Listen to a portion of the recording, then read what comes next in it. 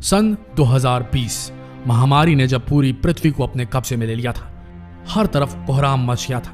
हर कोई यही कह रहा था कि अब अंतिम वक्त आ गया है, अब प्रलय आने वाली है, अब कयामत आ चुकी है। लेकिन हुआ क्या? किसी तरीके से ये मानव समाज अपने आप को वापस अपने पैरों पर खड़ा करने में कामयाब हो गया। हमने जंग तो जीत ली इस महामारी के खिलाफ, लेकिन क्या हम क्लाइमेट चेंज को धीमा कर पाएंगे? क्योंकि क्लाइमेट चेंज से युद्ध महामारी से भी बड़ा होने वाला है, और इसके लिए जागरूकता भी कम होने की वजह से इस लड़ाई में शामिल होने वाले योद्धा कम है। आपको पिछले साल लगी कैलिफोर्निया की जंगलों में वो आग याद है? कितना खौफनाक मंजर था।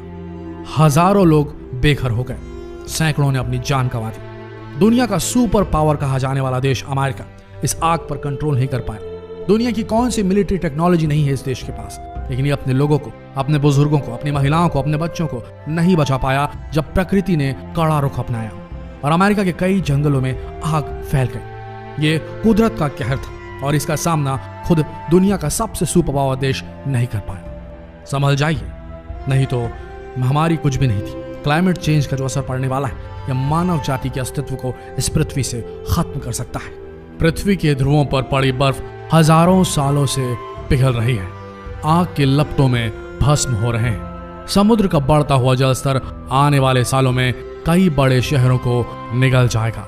कहीं सूखा तो कहीं आए दिन बाढ़ और तूफान आएंगी।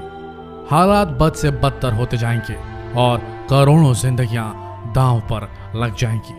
हो सकता है आज आप पर जलवायु परिवर्तन का सीधा असर नहीं पड़ रहा हो, लेकिन जिस ओर पूरी दुनिया जा रही है, जल्द ही उसका असर हम भारत के लोगों पर भी पड़ने वाला है और आप भी बहुत जल्द उसकी चपेट में आ सकते हैं। दरअसल ये समस्या इतनी गंभीर है कि अब पृथ्वी के अस्तित्व पर ही सवाल उठने लगे।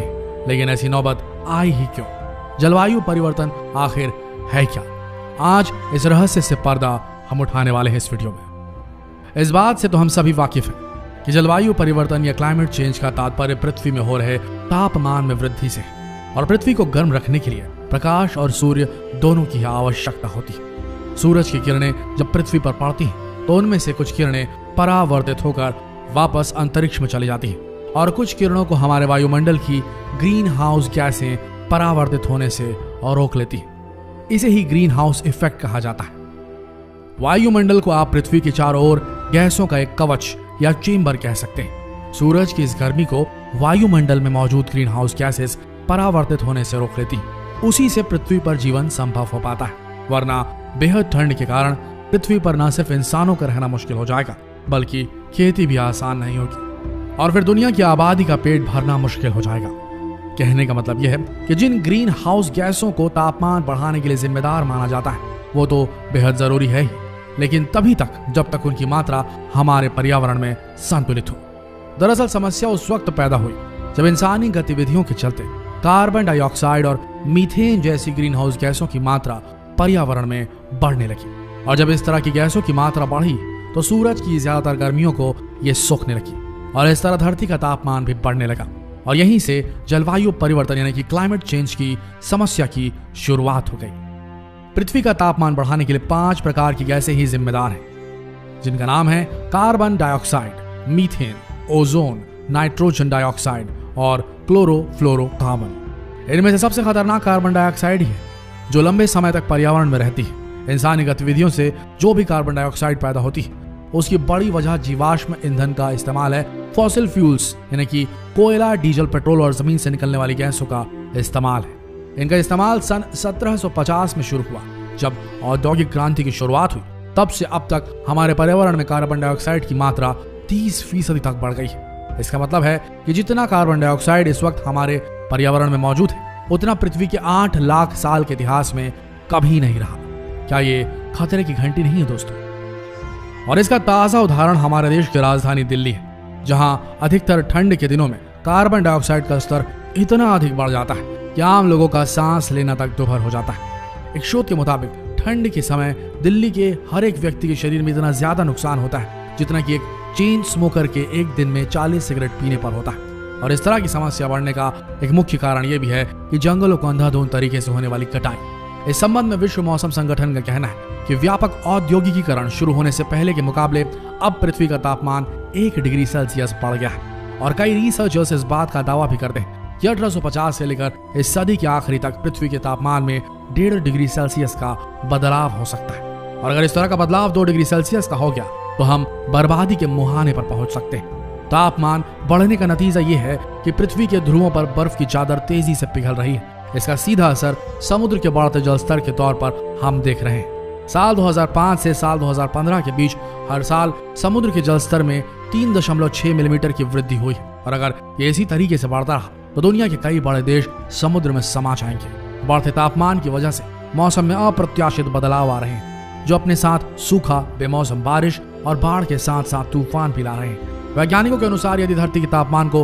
1.5 डिग्री सेल्सियस के तापमान पर रोक दिया जाए तो ये सभी के लिए अच्छा होगा। लेकिन दुनिया के देश अब भी अपने नफा और नुकसान का अनुमान लगाने में लगे हुए हैं। पर्यावरण कार्यकर्ताओं का आरोप है कि पर्यावरण को बचाने के लिए जितनी गंभीरता और पक्के इरादे की जरूरत है वो अब भी दुनिया भर की सरकारों में दिखाई नहीं दे रही। इसलिए बच्चों के साथ साथ अब बड़े भी सड़कों पर उतर रहे हैं और जलवायु संरक्षण के लिए कड़े कदमों को उठाने की मांग कर रहे हैं। आज जलवायु परिवर्तन का सीधा असर इंसानों के साथ समुद्री जीव जंतुओं पर भी पड़ रहा है। जलवायु परिवर्तन के कारण समुद्र में ऑक्सीजन की कमी और कार्बन डाइऑक्साइड में लगातार वृद्धि हो रही है। आप खुद ही सोच कर देखिए, यदि कुछ देर तक आपको ऑक्सीजन ना मिले तो आपका क्या हाल होगा। तो फिर उन जीवों का सोचिए जिनके क्लाइमेट में, जिनके एनवायरनमेंट में ऑक्सीजन की लगातार कमी हो रही है। एक रिसर्च के मुताबिक पिछले 5 दशकों में समुद्र में ऑक्सीजन की मात्रा में लगभग 2% तक की कमी देखी गई है। और ऑक्सीजन कम होने के कारण समुद्र और भी ज्यादा गर्म होते जा रहे हैं, जिसकी वजह से बेसमय ही समुद्री जीवों की मौत होती जा रही है। UNHCR की एक रिपोर्ट के अनुसार क्लाइमेट चेंज पर यदि अभी भी पूरी तरीके से ध्यान नहीं दिया गया तो वो दिन दूर नहीं जब मालदीव, किरिबाती जैसे आइलैंड पूरी तरीके से समुद्र में डूब जाएंगे और इनका दुनिया के नक्शे से नामो निशान तक मिट जाएगा। समुद्र का जलस्तर बढ़ने से केवल आइलैंड पर ही नुकसान नहीं होगा, इसका असर समुद्र के किनारे बसे हुए शहरों पर भी होगा। साल 2050 तक इस दुनिया में 1.5 बिलियन लोग अपने घरों से बेघर हो जाएंगे। जलवायु परिवर्तन का सबसे ज्यादा बुरा असर भारत के मुंबई शहर पर पड़ेगा।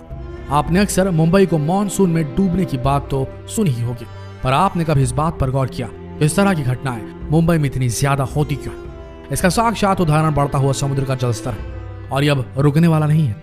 अब वो दिन दूर नहीं जब पूरी मुंबई पानी के अंदर समा जाएगी। पर्यावरण वैज्ञानिकों के अनुसार ग्लोबल वार्मिंग का सबसे ज्यादा नुकसान भारत के गुजरात, राजस्थान, महाराष्ट्र, कर्नाटका, केरल, तमिलनाडु, उड़ीसा, वेस्ट बंगाल को पड़ेगा।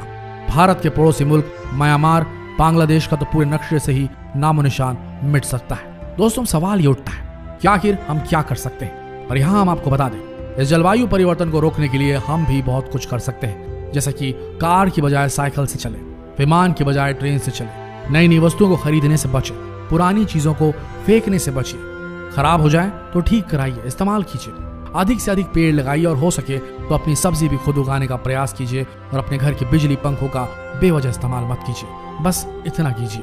जितना हो सके इस वीडियो को शेयर कीजिए फेसबुक पर, व्हाट्सएप पर और यूट्यूब पर। मिलते हैं अगले वीडियो में, तब तक के लिए इस वीडियो के अंत तक बने रहने के लिए आप सबका धन्यवाद।